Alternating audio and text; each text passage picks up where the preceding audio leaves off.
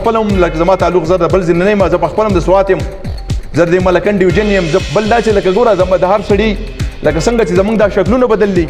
دغه زمونږ مزاجونه بدل دي. زه ډېر تادیګرن غوندک سړی یم، زه هر کار ډېر په تادۍ او ډېر په جلدۍ کوم. لکه ډېر دا مې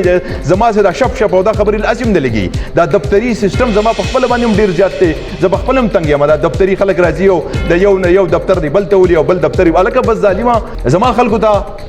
ټول افسران ته زما دغه چې وروره یو سړي ته وایې چې دا کار ستا په قانون کې کېږي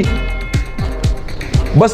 وکئ ولا که نه کېږي دا ورته هم ووایه چې دا په قانون کې نه کېږي، زما اختیار نشته، په لاره ټلیفون ولا وکئ، په دغه باندې پوه وکئ. خو دا خلک وچ پوچ زورول او خلک وچ پوچ تنګول لکه داسې هم زما داسې عجیبه غوندې خبره ځکه چې دا به خلک به لکه کمشنر ته لاړ شي او ډي سي لاړ شي، دا خلک به په خپله باندې وایي چې یاره دا موږ چېرته لاړ شو. دا خلک زموږ زه صرف د الله یو نوم دی، الله نوم دی هغه باقي